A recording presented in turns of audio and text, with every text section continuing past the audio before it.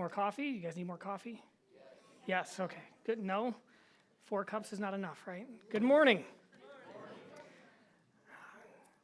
So my name is Matthew, and you can see it says, YAH Provides, now what? That's the serious question. YAH Provides, now what? The youth are getting back to their area. Hopefully they'll be able to hear. I'm guessing it's that camera up there that's back to the youth. Oh, it's that one, center one? Okay, you'll go back and forth, okay. I'm making eye contact with them right now. Get in your seats. Okay. If you have paper, you're good. If you have nothing to write on, I have something for you to write on. And it's got a little prompt here. It says, 5 to 10 things that YAH is providing for you. 5 to 10 things that YAH is providing for you. Will he provide me someone to walk these around? Buddy. Here you go. Anybody else? Here you go. Thank you so much. While those get passed around, if we need more, we can print more. The youth, you guys have some in the back on the table. There's like 5 or 10 back there. If you need more, we can get you more. We're going to start this off by you looking at that list, and if you don't have that list or you have your own paper in front of you, I want you to physically write down 5 to 10 things that he is providing for you. It's extremely important that you do this. So if you're making eye contact with me, you're not writing. So if you're holding small children, have your neighbor write for you, right? But it's really important that we write down 5 to 10 things that YAH is providing for you. And that's going to help us get in the proper mindset as we move forward through this. Those things can be physical things, right? He's given me shoes, even though some people don't wear them. I didn't look at you. Or you. It's okay, right? It can be spiritual things. He's given me insight. He's given me a Savior. This is your personal list of 5 to 10 things that he is providing for you. We need more papers? Okay. You didn't get one. We need more papers. If they don't come around, I'm so sorry. I was told that we could print more if needed. Does anybody have any paper to share? This young lady up here needs some paper. Oh, we got a piece of paper. Look. You ask and he provides. It's because you were handing them out, huh?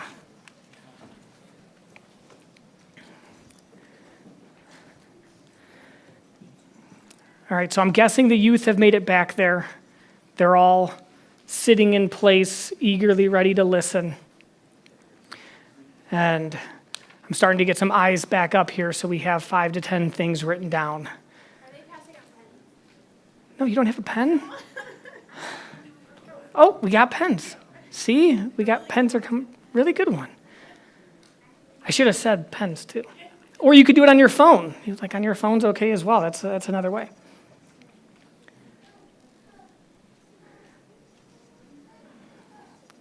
All right, everybody's got at least something written down, something in their head, something on their phone. All right.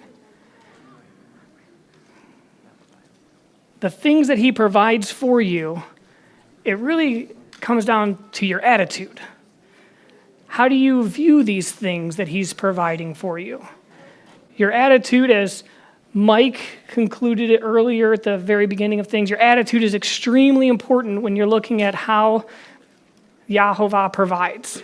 You have to have a good attitude with what he provides for you, or any provision is going to feel like the angry face. You're going to be like, I don't want that, right? You're going to be angry with what he's providing for you because sometimes he's providing things that you didn't really want, but he's still providing it.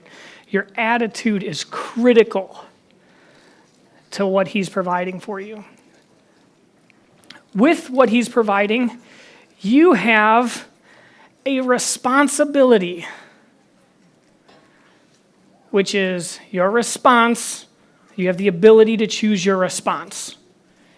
You can choose how you respond to the things that the Father is providing for you. Because you might be asking for one thing and he's giving you something completely different. But you have to respond.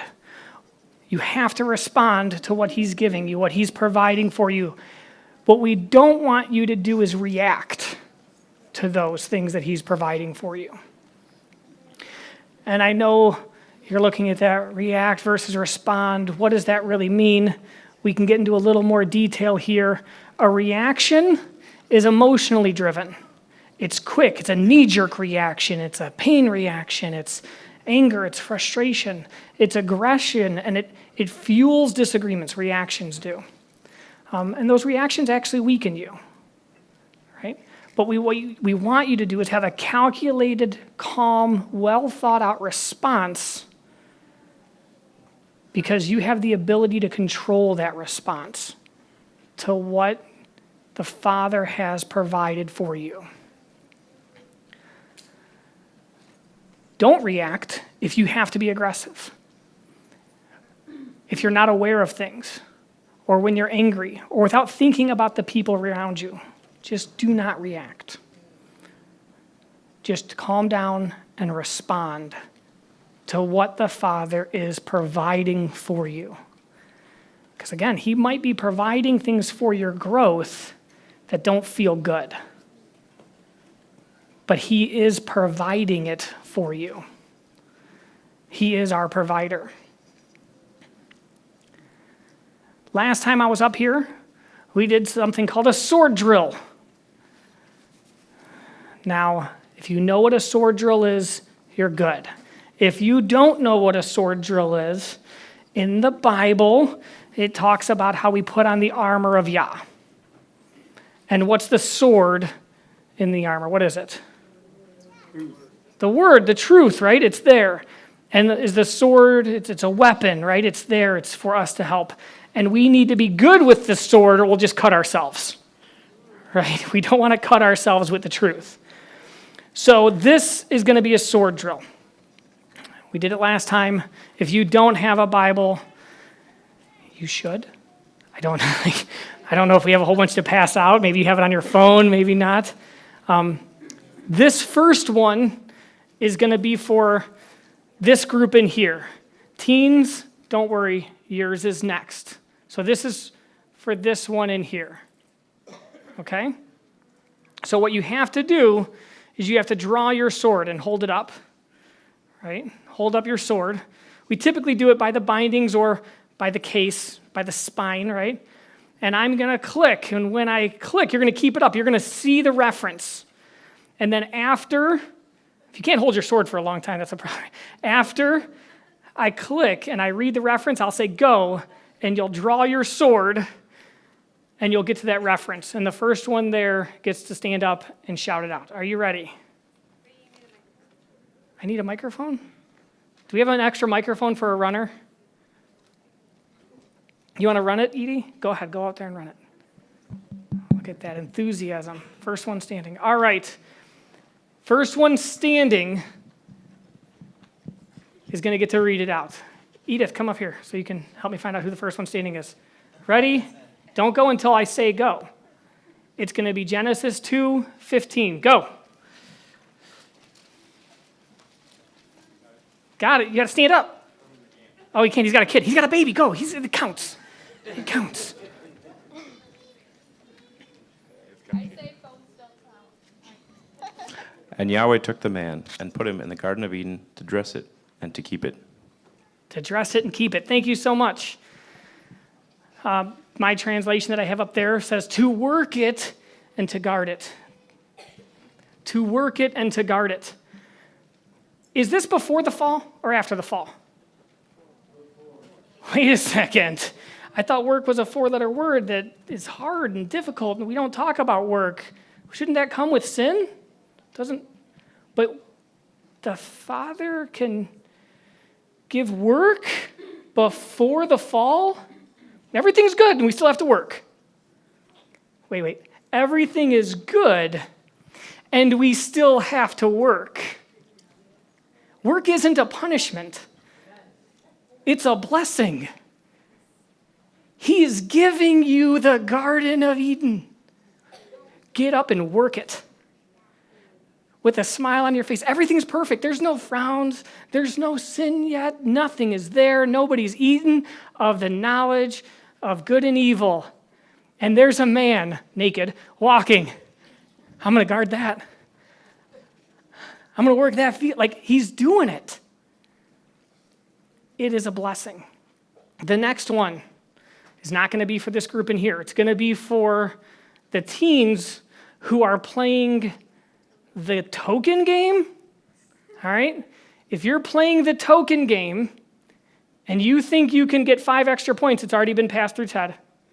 You can get 5 extra points for your team if you come in here and stand in the front right here with your Bible, okay? And you're going to have to read the next. Is anybody coming? Ted also said, don't make them run. So if you're coming, please walk heel toe, heel toe, heel toe. Okay? Any of them coming? I have no response. It's okay. Are there any teens in here who want to play it for your team? Just come up here. I know I have 2 kids on opposite teams. Okay, they're coming. All right, 5 extra points. They're running. Okay. Okay, 5 extra points for your team. Okay. Now, I'm going to put the verse up there, but you're going to hold the Bible above your head. All right? There's more coming. Okay, they all want the points, right? Okay. I need an official person to come up here and cast a judgment on who's the first teen to do it. Okay? Where's the microphone? I'll do this. Here, let me hold the microphone. Okay? Double microphone. What do you do when you get it? No, you're going to run up here. Okay? So you all have to be equal distance. So spread out a little more. Okay? By the bindings. The binding is the part where it's all joined together. Okay? Sure, you can carry a big sword. Okay? You don't go until I say go. Yeah, you want to? Here, you. I'm bipartisan. Bipartisan. Okay. Okay. Are you okay? I'm gonna click it up. Okay. They stay up. I'm gonna read what it is. You're gonna have to read the whole thing. Are you ready? Don't go until I say go. You're going to Okay.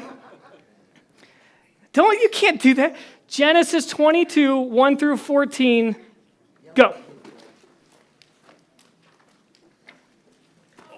It came to be after these events that Elohim tried Abraham and said to him, You got to read the whole thing. Calm down. Abraham! And he said, here I am. And he said, take your son now, your only son Isaac, whom you love, and go to the land of Moriah, and offer him there as an ascending offering on one of the mountains which I command you. And Abraham rose early in the morning and saddled his donkey. Is it to 14? And took 2 of his young men with him and Isaac his son. And he split the wood for the ascending offering and arose and went to the place which Elohim had commanded him. And on the 3rd day, Abraham lifted his eyes and saw the place from a distance. So Abraham said to his young men, stay here with the donkey while the boy and I go over there to worship and come back to you. And Abraham took the wood of the ascending offering, and laid it on Isaac his son. And he took the fire in his hand and a knife, and the 2 of them went together. And Isaac spoke to Abraham and his father, and said, my father. And he said, here I am, my son. And he said, see, the fire and the wood, but where is the lamb for the ascending offering? And Abraham said, my son Elohim does provide for himself the lamb for an ascending offering. And the 2 of them went together. And they came to the place which Elohim had commanded him, and Abraham had built a slaughter place there, and placed the wood in order. And he bound Isaac his son, and laid him on the slaughter place upon the wood. And Abraham stretched out his hand and took the knife to slay his son. But the messenger of Yahweh called to him from the heavens and said, Abraham, Abraham. And he said, Here I am. And he said, Do not lay your hand on the boy, nor touch him. For now I know that you fear Elohim, seeing you have not withheld your son, your only son, from me. And Abraham lifted his eyes and looked and saw behind him a ram caught in the bush by its horns.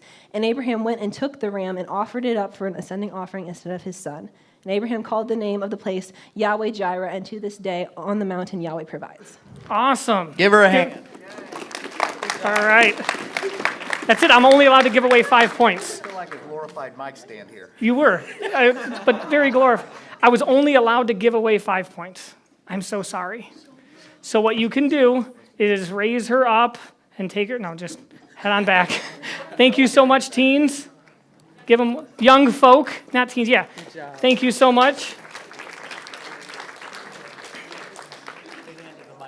They handed the yeah. Thank you so much. We're gonna have one more, but I can't give away more points. I apologize. Man, they all came out for those points, didn't they? They came out for those. It was important to them. As they walk back, this is the first time it says Jehovah Jireh. Yahovah, my provider, Yahovah who provides, Yah who is my provider. This is the first time in there that it says, calls him that name. So that name is now eternally given to him from beginning of time to end of time. And you saw the garden, he made the garden and provided it for people. And he gave us work in there. What if Abraham had the son, but then didn't do any work with him? What if Isaac, who there's some estimations, he's 7, he's 17, he's almost a man. What if he was never taught about the Father and about his power and about his glory and about how, listen, if I strike you dead, he can raise you. If I go to stab you with the knife will just disintegrate. I don't know what'll happen, but my Father in heaven who provided you is providing for this. I don't know. Could Isaac at 17 years old have taken his dad? You're not tying me up, I'm gone. What if Abraham was to be like, I've got to do this, and I'm no longer going to listen to the Father. There's a ram. And just did it. You have to always be listening to what the Father is giving, what he's providing for you. He provided the son, he provided the lamb, the ram. He provides where you're supposed to sacrifice. Because all of it's his. And he provides it all to you, but you have a responsibility. You have to respond. This is now going to take us, a lot of people go, oh, this is all old stuff. This doesn't, okay, well then we'll just go to the parable of the talents. That's supposed to say sword drill. I don't know why it doesn't. I can't really give you a sword drill. Well, I can. It's going to be a sword drill. Everybody in here, sword drill. All right? Oh, we got one ready. Wait a second. Does your significant other say that doesn't count? She does. Okay, that's fine. All right. It's going to be Matthew. Hold on, keep it up. Matthew 25, 13 through 30. You get to read it. Ready? Go.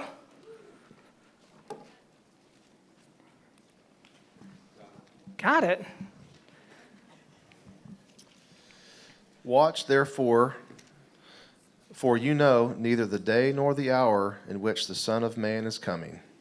For the kingdom of heaven is like a man traveling to a far country, who called his own servants and delivered his goods to them. And to one he gave 5 talents, to another 2, and to another 1, to each according to his own ability. And immediately he went on a journey. What am I supposed to read to? All the way to 30. Oh, I'm sorry.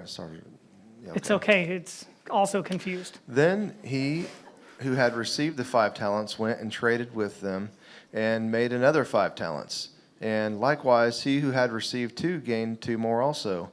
But he who had received 1 went and dug in the ground and hid his Lord's money. After a long time, the Lord of those servants came and settled accounts with them.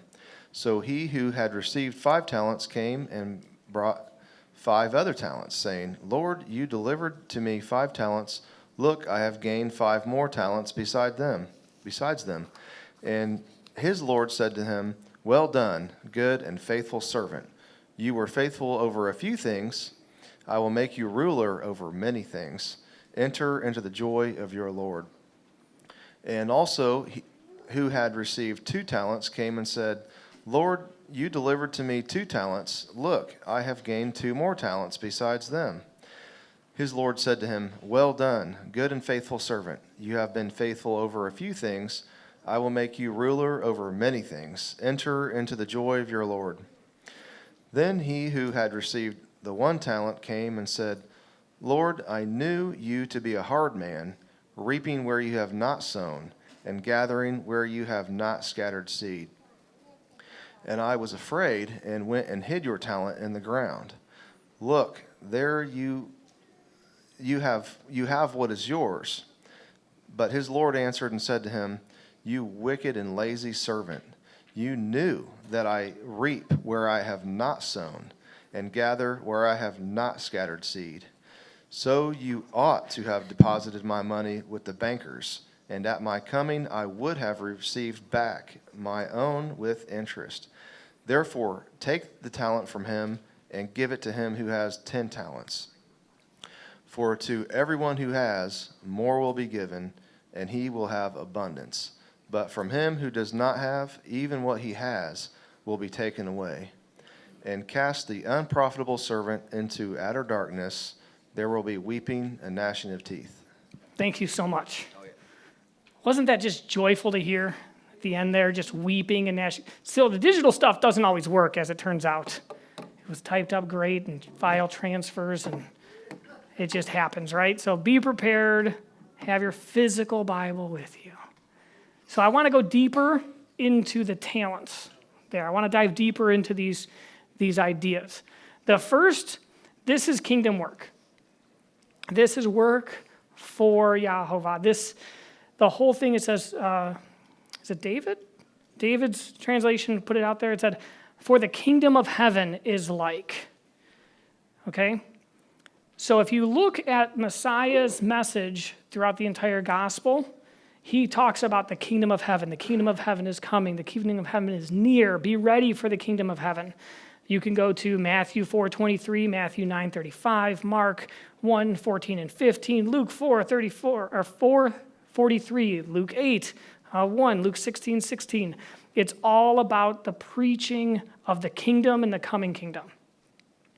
So while the resurrection and the forgiveness and grace and atonement is beautiful and wonderful, there is a kingdom to be built, and it is coming. We know who the man is. It says, like a man. Is that like Messiah? Is that like Yahovah? There is a man who gave talents, and he is coming back to see what you've done with those talents.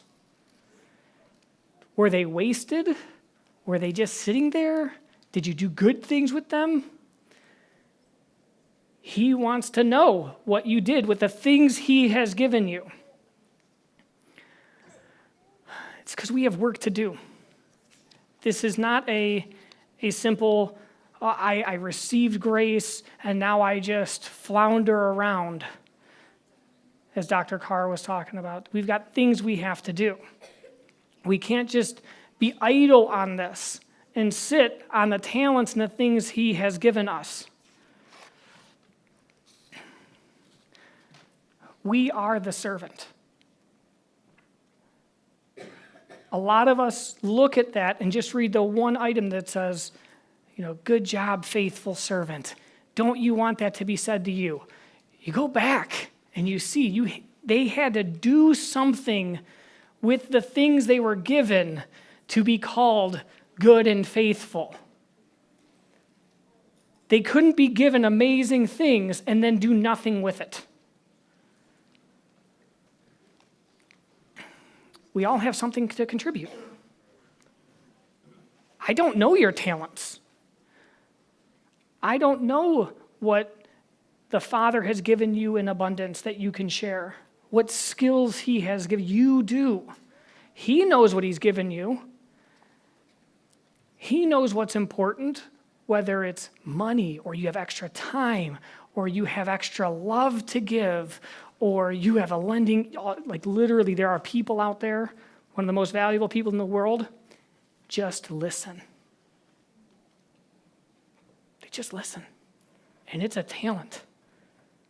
And the Father is expecting you to use that talent because we all have something to contribute. We all have different levels of those abilities. Some of us can teach to thousands, some can teach to 5. Some can provide food for hundreds, some can provide food for 2. That doesn't mean it's not as valuable because the Father has given some 5 talents and he's given some 2. And he's given some 1. In the kingdom, all of those things count. It doesn't matter how much he's given you specifically, you have to do something with it. None of us, nobody here doesn't have nothing. We are a blessed people. We live in a rich nation. We're all very educated. And we've all been given things, even things that we didn't want. Sickness, didn't want it, still a gift. Free time, retirement, didn't want it, still a gift. How are we going to use it? We all have something.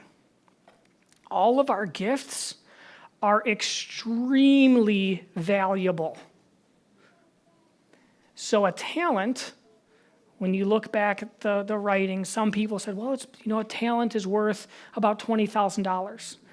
Another person said a talent is worth $200,000. Another person said if you take a wealthy individual working 20 years, that's how much a talent would give you. I like to look at it as it's your talent, it's your abilities, right? I don't know why it didn't say denarii. He left a denarii, like that's clearly a money thing. A talent, it translates as, it could be anything. It could be a talent. It's some type of provision. It's some type of gift he's given to you. He has provided you with something to do something with, and that is extremely valuable. If you continue reading that parable, we are expected to produce. It's not if you can.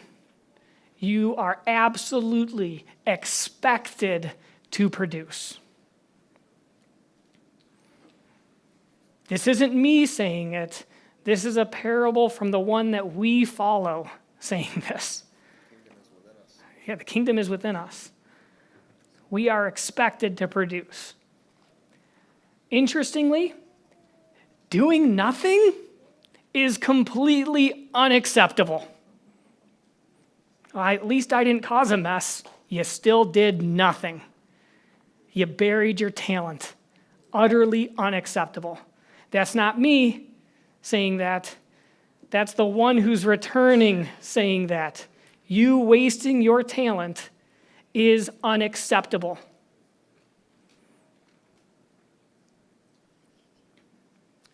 Scary about that waste. Judgment will come. A lot of people here have the ability and the foresight to look at things in ways that I don't see. We have excellent teachers here who are just the Gog, Magog battles on the hills. I just don't see it. I'm not saying it's not important. I just don't see it. I see this stuff. But judgment will come. You have to use those talents because he is going to come back. I don't know when. For somebody, 2,000 years ago, 1,000 years ago, they passed on and are immediately transitioned into the throne room. It has come, for judgment has come. for them. They don't have time on this earth to use those talents anymore. We still do. And we need to. Our works are important. They're extremely important. We don't get eternity by our works, but that doesn't mean our works are not important. We value what the Father says. We value his words. We trust him in what he says, and he says, do the work. And it's not because we're sinful or bad. We've got work to do. He's got work for us. And that work is important. Each person's work here is important. Old, young, handy-capable, your work is important. You are valued, extremely valued. You bring so much joy to so many people. Amen.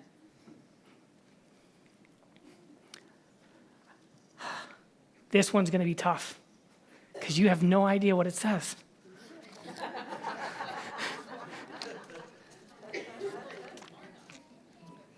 It's okay, I have notes.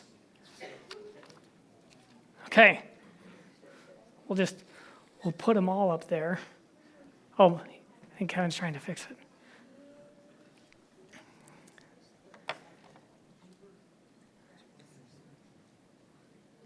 They're freaking out back there. It's okay. I don't blame them, it's okay. The reward for the righteous is great. That's the next thing. It's going to say, the reward is great. If you don't believe me, maybe they'll... Oh, there, he's going to click it. Watch, he's going to click, and it's going to come up.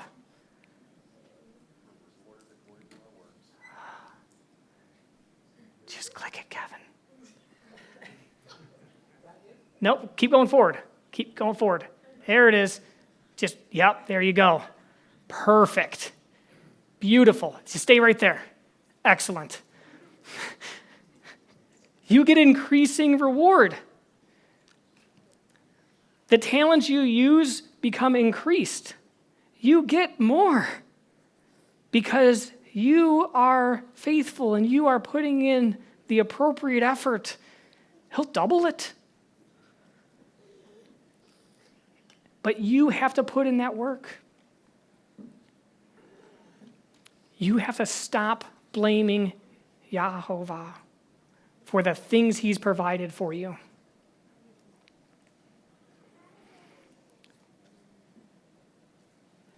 It's not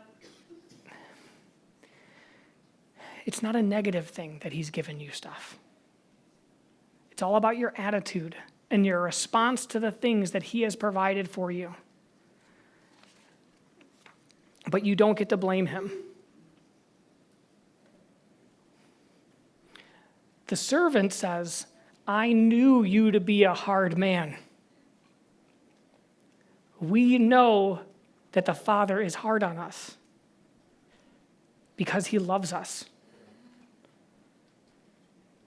If the walk was easy, the path would be wide. It's not easy. It's painful. It's difficult. But we don't get to blame Yah.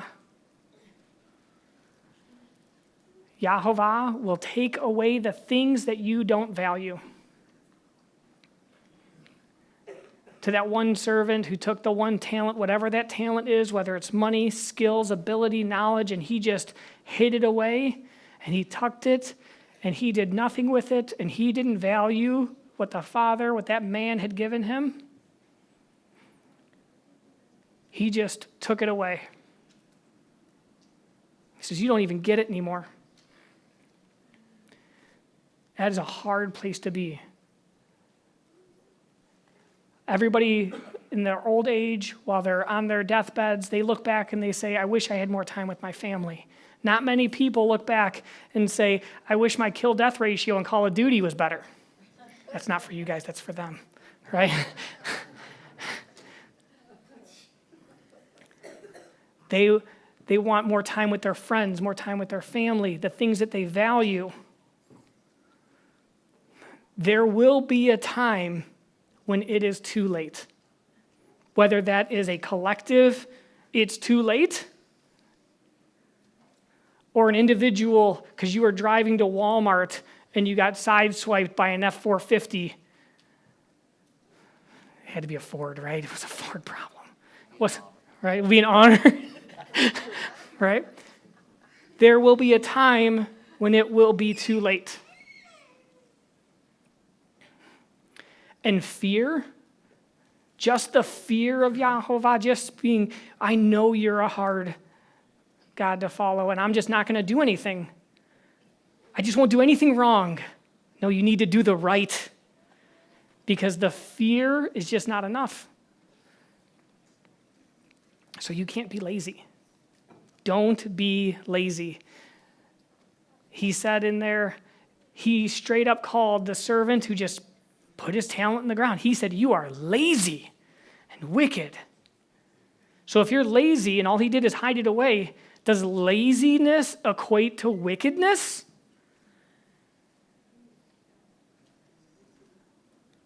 If he's given you a talent and you're not using it, you are lazy and wicked. Not Matthew. That's not me. That's not I am a sinner just like everybody else. And I truly don't want to be lazy and wicked.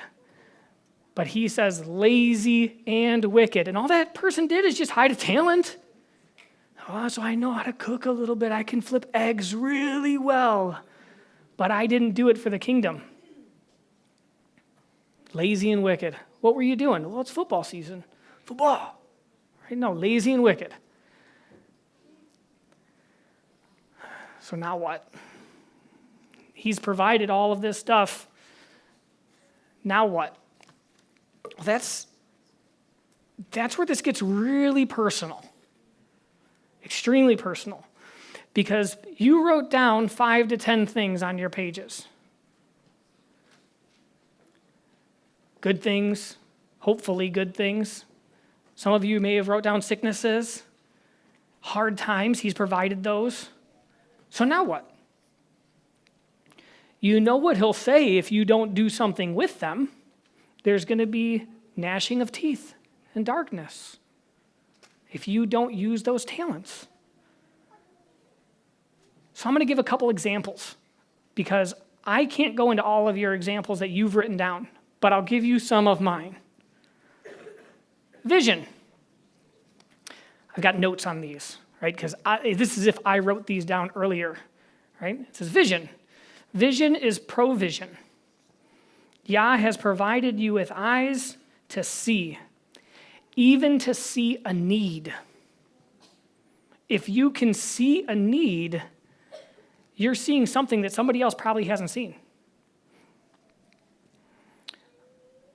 What do you do when you see a dirty room? Clean it. Empty toilet paper roll, what do? You change it. It's a need. How come it didn't get filled last? Why are there 2 empty toilet paper rolls? Didn't see it. That's John Cena. The teens know about that. It means you can't see me. So that's weird. Okay? What about clothes on the ground? Do you do something about those clothes on the ground? You should, because that's you being responsible with the provisions that he's given you. And when you do that, it's a good thing.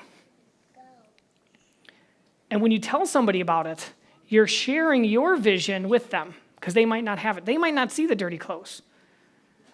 They might not see the toilet paper roll that needs to be fixed. So when somebody says, hey, did you take care of that? Don't be angry with them. Appreciate that. Thank you so much. Thank you for sharing your ability to see that because I didn't see it. I didn't see it as a problem. I didn't see it at all. I didn't see it there. Finding things. Okay, this one's a little silly, but husbands, when you can't find something, right, and you ask your wife, because you know you didn't see it. It's not there. And she goes laser focused. There it is. All right, I mean, you can literally push around stuff in the fridge, move the milk, and go, we don't have any milk. It happens. And then you ask your significant other, and she goes, you moved it. And you're like, I did not see it, right? Drop the ego and recognize YAH has provided you a wife that can see things that you can't see. And thank him for that. Thank him for that.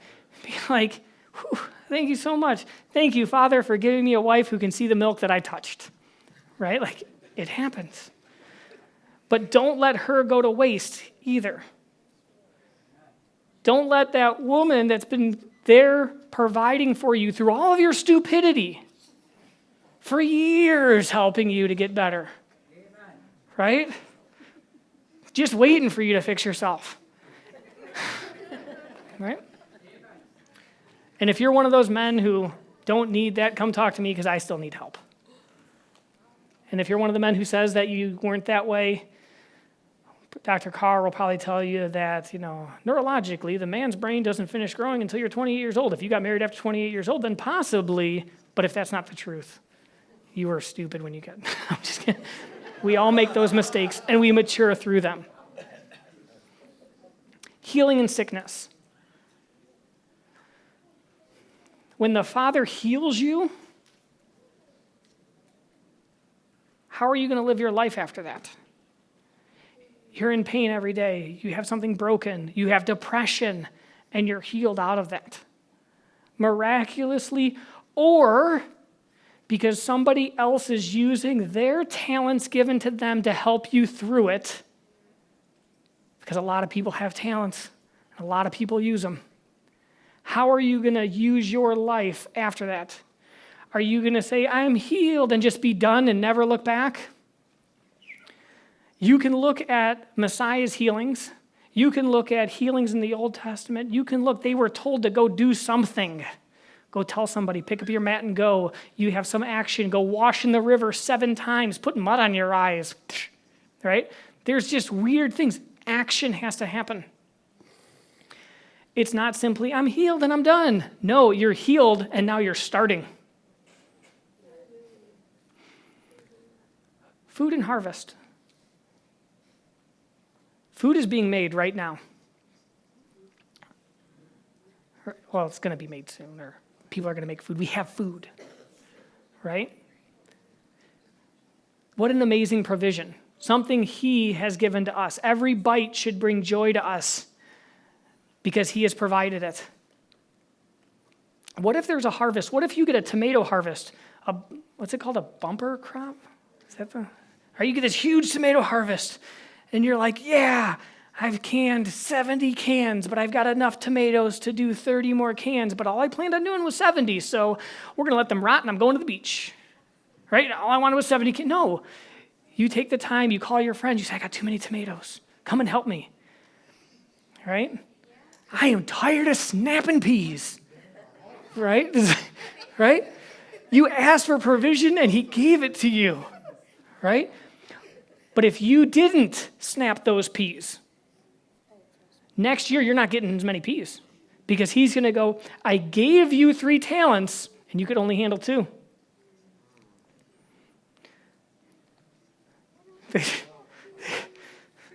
Okay? And if you know somebody who is being blessed with an amazing garden, bless them with your talent of time, energy, and resources. And when you see jars go on sale, buy them for them because they're just crazy around canning time.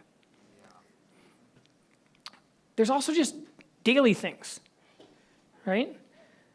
Have you been given a seat in college? Don't waste it. Your seat in your class is a seat that somebody else doesn't get. And the Father put you in that seat to do something good. Don't waste it. I want a job. And to get a job, I need a car. To get a car, I need a job. And then you walk around with a t-shirt that says, walk the way Yeshua walked. Yeshua walked to get to this job. You can walk to a job. And when you get a car, you get your first car and it breaks down, you can still walk to your job. You can walk to the bus stop. Most parents bought you a bike. Ride the bike. You've got a way. He has provided a way. It might not be the way you wanted in a Lambo, right? You have a way. He has provided it. A lot of the other stuff, your personal provisions, your talents, those are the things you wrote down. I have no say in them. There might be talents and things that you didn't write down that you're thinking about, that maybe you should write down. You have a responsibility, not to me, not to your wife, not to your kids, not to the family that raised you. You have a responsibility to Abba Father to do something with those talents. I have a responsibility to do something with my talents. So that's why there's more to this message. This message continues after we leave this sanctuary, after we leave this room, after we leave the annex. That's a bad word, annex. It sounds like we're like pushing them away. After we leave the kid area, we have a responsibility, the young folk area. I don't want to call, you're not kids, young folk, right? There's more to this message. Who has talents here that's willing to help somebody else? Anybody? Who here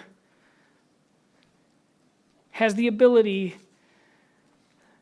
when we're done eating, to clean up the place? Who here, when they see an elderly, old, decrepit Mike grab a shovel and he's working out there sweating and everybody's like walking right by him, hey Mike, he's going to it. Who here has the ability to go, hey, where's another shovel?